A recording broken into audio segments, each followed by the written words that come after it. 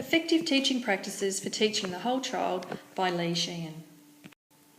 During this video, I will be covering 3 key elements which are critical when aiming to provide and implement effective teaching practices in primary schools. I will demonstrate the importance of taking a holistic approach to teaching the whole child, considering the elements of student wellbeing and pastoral care, effective teaching practices for good academic outcomes, and classroom resources. I will be linking these components to particular learning theories to offer further depth and understanding. Student wellbeing is a key element when considering our teaching practices in schools. All children deserve to feel safe and secure in their school. As is stated in the article Educating the Whole Person from Catholic Education in Melbourne, children and young people who are happy, confident and able to establish meaningful relationships are better placed to achieve positive learning outcomes. The article outlines a key student wellbeing strategy adopted to assist schools in promoting this approach to student wellbeing, and it further explains the importance of this in reaching the desired learning outcomes for all children. This resource helps schools develop programs and defines key links between student wellbeing and academic learning. It also acknowledges the importance of effective partnerships with families. We all respond to stimuli in our environment, and often it is driven by emotional connections and responses, as is explained in the behaviourism learning theory. This reinforces the need for schools to be particularly aware of the wellbeing needs of their students, as it relates directly to their social and emotional needs. Teachers need to be aware of how their classrooms and interactions with their students can impact this, in essence, our teaching practices. Teaching practices include teaching styles, teacher efficacy, and how we are engaging with our students in the classroom. Teacher efficacy is an important practice to consider as it directly impacts students and the way they engage in their learning. Our enthusiasm and ability to relate to students has a direct link to their learning outcomes. As to Shannon, Moran and Hoy's 2001 paper suggests on teacher efficacy, the teachers with a strong sense of efficacy are less critical of their students and are better equipped to deal with the many challenges that teaching can bring. The challenge, I feel, is for school leadership groups to understand this and provide opportunities for teachers to grow and develop these skills.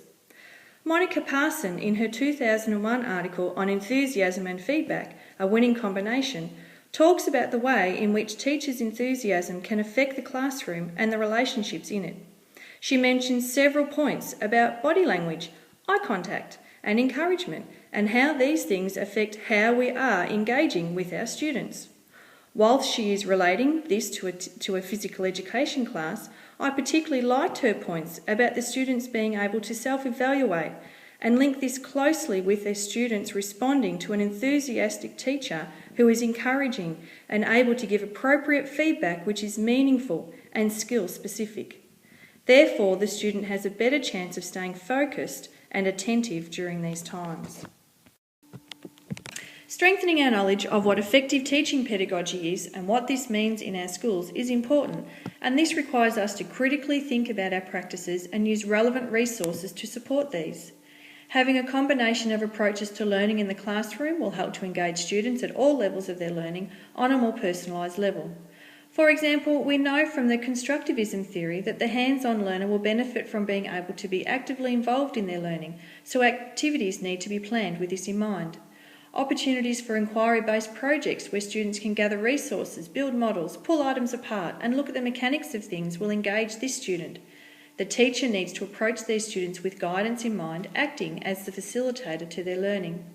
The cognitive learner needs time to think their work over, plan and process what needs to be done.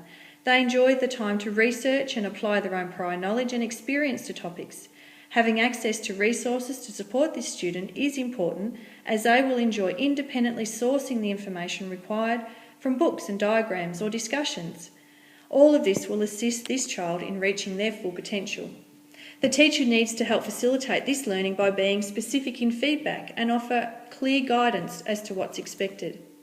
But are we creating learning communities in our classrooms where the social learner can excel, providing opportunities for collaboration, discussion and times to learn from each other and apply this knowledge to other learning areas?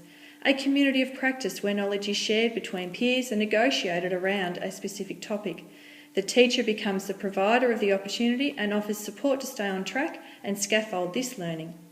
The common thread behind these theories is motivation, and as we look closely at Maslow's theory of motivation, we see that safety, belonging and self-esteem all feature 2, 3 and 4 on his pyramid, suggesting the importance of these behaviours in growth, maturity, in order to reach one's full potential.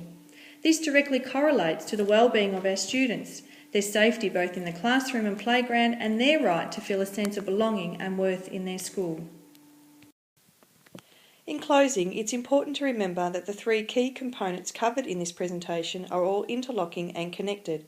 When taking a holistic approach to teaching the whole child, each needs special consideration so that learning can take on a personalised approach which is meaningful and engaging to all students.